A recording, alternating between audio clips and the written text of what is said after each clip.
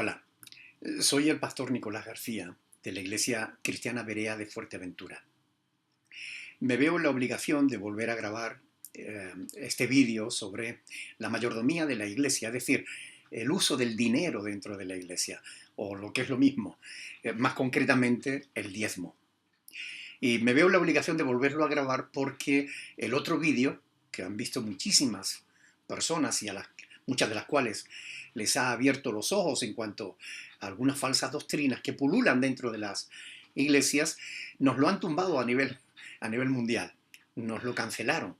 El diezmo es uno de los mayores escollos, de los principales escollos que algunas personas encuentran a la hora de acercarse a la iglesia cristiana o a la fe cristiana, ¿no? Según lo enseñan algunos pastores, consiste en dar a la iglesia el 10% de sus ingresos. Muchos me han preguntado que si la mayoría de las iglesias lo exigen, ¿por qué nosotros no? Y yo siempre respondo que por integridad. No hay otra respuesta mejor, ¿no? En primer lugar, porque el diezmo fue exigido por Dios a la nación de Israel mediante la ley. Pero la iglesia no es Israel ni está tampoco bajo la ley, sino bajo la gracia. Algunos pastores, ya sea por ignorancia o por mala intención, citan pasajes del Antiguo Testamento como base para cobrar diezmos. Por ejemplo, los referidos a Abraham, por ejemplo, ¿no? Citan Génesis capítulo 14 y dicen que como Abraham dio diezmos a Melquisedec, por tanto, dado que Abraham es el padre de la fe, nosotros también debemos dar, como hijos de Abraham, como hijos de fe, debemos dar diezmos al Señor, ¿no? En cuanto a la correcta interpretación de ese pasaje, hay que tener en cuenta varias cosas que se suelen pasar por alto, ¿no? Primero, cuando Abraham le da diezmos a Melquisedec, no le da diezmos de su dinero. Abraham no está diezmando de sus bienes, sino de un botín de guerra. No existe ningún pasaje en las Escrituras que diga que Abraham lo hiciera antes, es decir, que fuera una práctica habitual en Abraham. Tampoco existe ningún pasaje que diga que lo siguiera haciendo después, posteriormente. Por tanto, se trata simplemente de un texto histórico que nos dice algo que Abraham hizo. Basar una doctrina en un pasaje así es poco ético. ¿Qué sacerdote o qué pastor actual puede afirmar que es del orden de Melquisedec? Ninguno. Pues solo Cristo es citado en Hebreos 7:17 como del orden de Melquisedec. Por tanto, ningún pastor debería cobrar diezmos basado en este pasaje, porque estaría haciendo mal. Otra cosa también importante a tener en cuenta es que dicen que nosotros debemos hacerlo porque Abraham lo hizo. Pero interpretar la palabra de Dios en ese modo es muy peligroso, porque significa que si Abraham, o sea, que nosotros tenemos que hacer todo lo que hizo Abraham. Bueno, tendríamos nosotros entonces que mentir, porque Abraham mintió. El padre de la fe mintió ante Faraón. Tendríamos nosotros que acostarnos con la criada de nuestra esposa, porque Abraham lo hizo. Si tuviéramos que hacer todo lo que hizo Abraham, bueno, nos íbamos a ver en un conflicto con todo el resto de la Biblia. No se puede interpretar la palabra de Dios de esa manera. Es absurdo. Hay otro pasaje que también se cita como fundamento para el diezmo, ¿no? Ese es un pasaje de Génesis 28 en el que a Jacob le plantea a Dios un trato. Si me guardas en el viaje que voy a hacer, si me bendices, si esto, si aquello. Es decir, le pone muchas condiciones a Dios. Y promete que si Dios le responde, entonces él se compromete a dar el diezmo. Bueno, tampoco aquí hay que pasar por alto que lo que Jacob le está planteando a Dios es en realidad un trueque. Por no decir un chantaje, ¿no? En ningún lugar de la Escritura se dice que Dios aceptara ese chantaje. Tampoco se menciona que Job al final diezmara. Por otro lado, En el mejor de los casos, se trata de un diezmo condicionado a una bendición recibida, lo cual no se sostiene bíblicamente. Nosotros no tenemos que dar a Dios para que Dios nos dé. Eso es codicia, avaricia. Pues a Dios hay que darle de lo que ya hemos recibido, no de lo que recibiremos. Después están los que afirman que los cristianos debemos cumplir la ley. Al respecto de eso, el apóstol Pablo afirma en Romanos 6:14 que la iglesia no está bajo la ley, sino bajo la gracia. Y en Santiago capítulo 2, versículo 10, se dice claramente que cualquiera que guardare toda la ley, pero ofendiere en un solo punto, se hace culpable de todos. Lo cual quiere decir que la ley es un bloque. La ley no es un supermercado donde tú puedas coger lo que te gusta y dejar el resto. O si te pones bajo la ley, tienes que cumplirla entera. Y no puedes tomar de ella lo que te interesa y dejar el resto que no te gusta.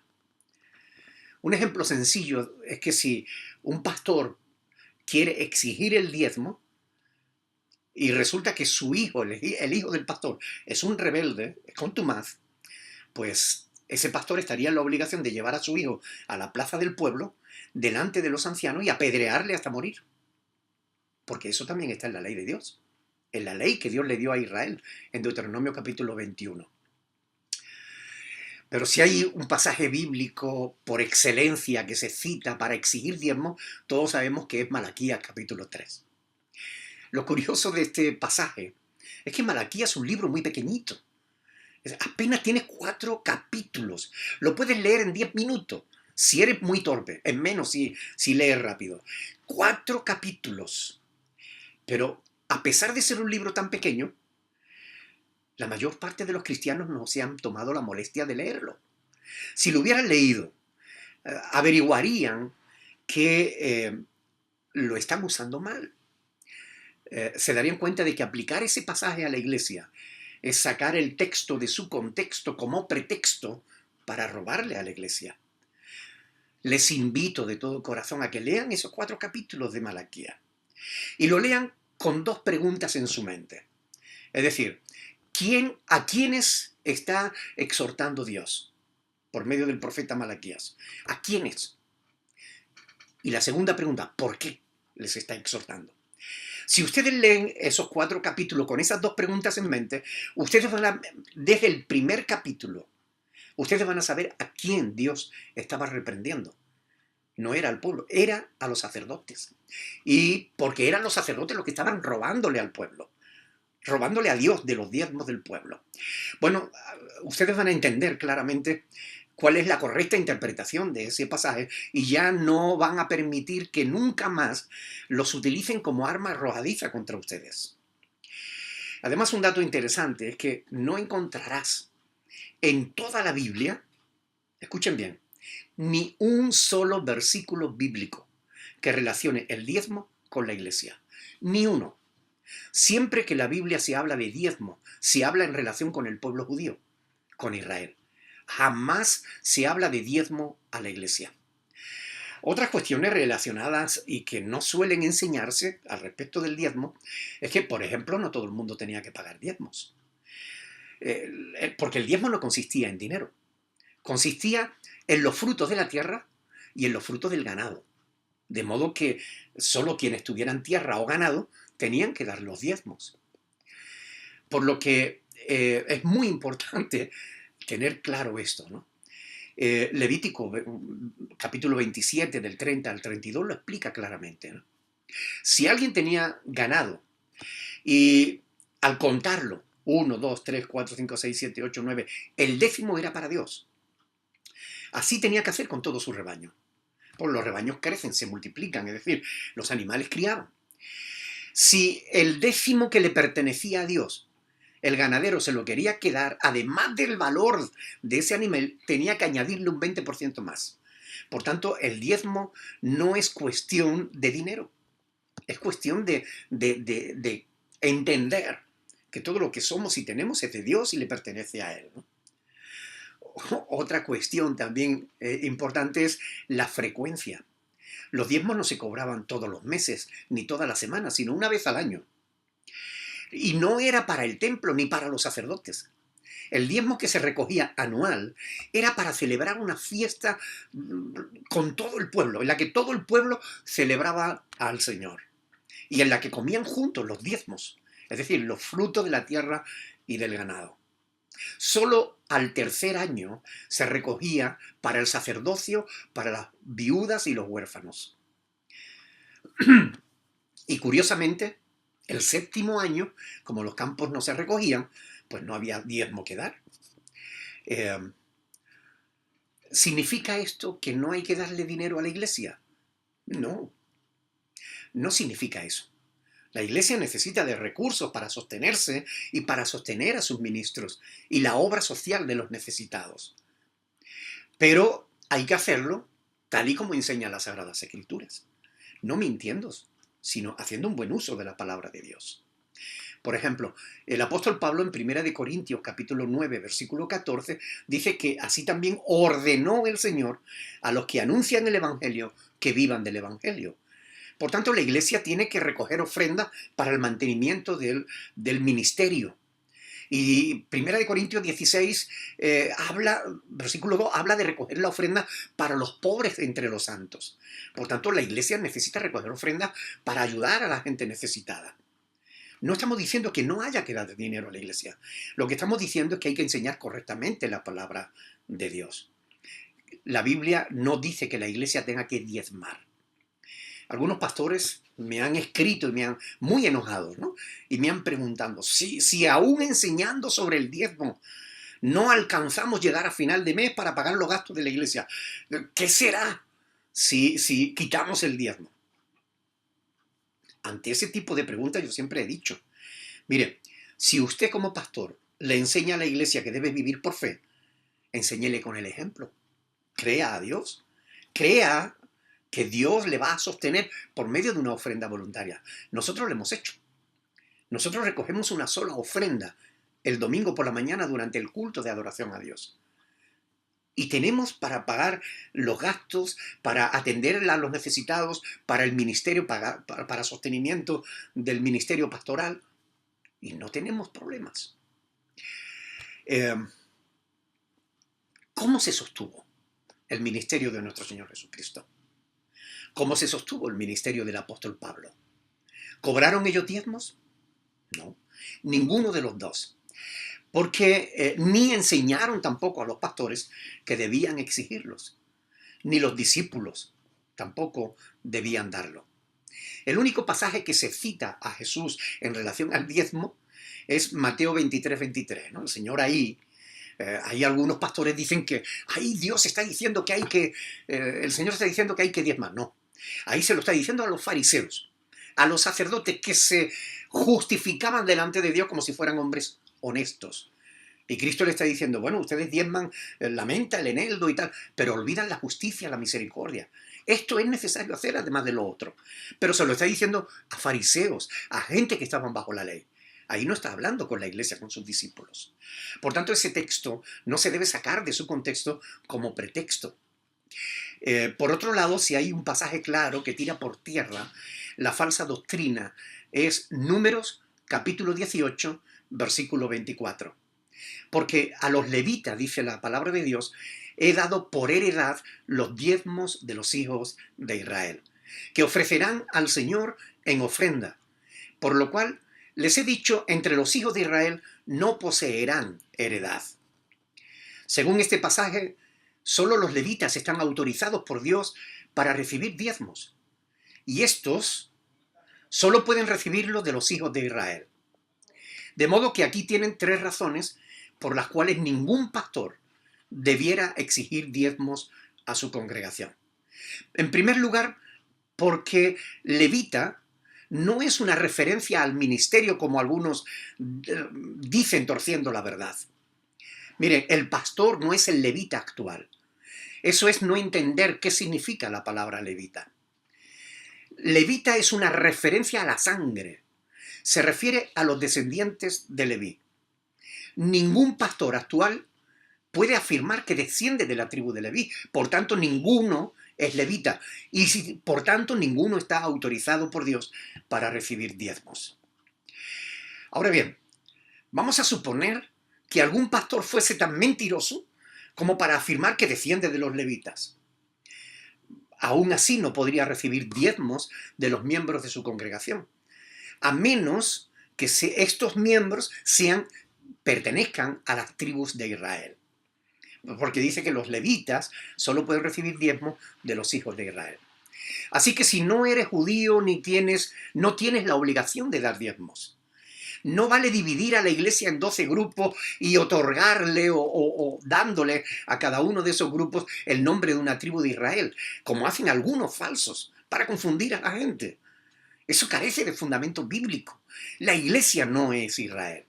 En nuestra web tienen un estudio sobre las diferencias entre Israel y la iglesia y es muy interesante que lo vean. Tercero, suponiendo que un pastor afirme que es levita y que su congregación son miembros del pueblo de Israel, aún así no puede recibir diezmos, ya que de hacerlo estaría poniendo a la congregación bajo la ley y sacándola de la gracia. Porque está escrito en Gálatas capítulo 5, verso 4, que de Cristo os desligáis, los que por la ley os justificáis, de la gracia habéis caído. Deberían preguntarse, ¿por qué Jesús no cobró diezmos? Jesús no cobró diezmos porque él no era de la tribu de Leví. Jesús era de la tribu de Judá. Tampoco Pablo cobró diezmos, porque él era de la tribu de Benjamín. Ahora, ¿cómo sostuvieron ellos sus ministerios? Con ofrendas voluntarias. Así es lo que vemos en las Sagradas Escrituras. En Lucas capítulo 18, verso 3, se dice que Cristo sostenía su ministerio con ofrenda de las mujeres que le seguían y que ofrendaban de sus bienes. En 1 Corintios, el apóstol Pablo nos dice que la iglesia debe ser sostenida por ofrendas. De modo que algunos me han preguntado, bueno, ¿está mal dar el diezmo? La cuestión es que si tú das el diezmo, te estás poniendo bajo la ley y te obligas a cumplirla toda. Pero desde luego lo que está mal, lo verdaderamente mal, es que te quieran forzar a dar el diezmo. Que te digan que si no le das el diezmo a la iglesia, le estás robando a Dios. Eso está mal. Mediante la utilización de textos fuera de contexto como pretexto. Mira, algunas falsas doctrinas manipulan a la gente para sacarle su dinero. Por eso algunos pastores hablan de las primicias, de pactar con Dios para conseguir la bendición, de sembrar en el reino de Dios para poder cegar, etcétera, etcétera. Todo eso es falsa doctrina. El verdadero cristiano no da a Dios para que Dios le dé. El verdadero cristiano da a Dios porque ya recibió de Dios y se siente agradecido y da por gratitud, no esperando recibir más. Si alguien te pide 100 euros con la promesa de que Dios te dará a ti 1000, dile tranquilamente, oye, ¿por qué no me das tú a mí los 10, los 100, y que Dios te dé a ti los 1000, ya que tú confías en eso? Apártense de todas aquellas personas que no enseñan la verdad de las Sagradas Escrituras. Busquen iglesias donde se predique la verdad de Dios. Este es el deseo de nuestro corazón, por eso estamos enseñando este tipo de cosas, ¿no? Sabemos que hay gente que no les gusta que enseñemos esto, porque de alguna manera estamos atacando su negocio. Pero mire, la verdad es la verdad y somos llamados a predicar y a enseñar la verdad. Abre tus ojos. Tú tienes la responsabilidad de escudriñar las Escrituras. Es un mandamiento de nuestro Señor Jesucristo que encuentras en Juan capítulo 5, verso 39. Tienes el deber de conocer las Escrituras para que no te engañen. Hay personas que están esclavizadas por causa de su ignorancia.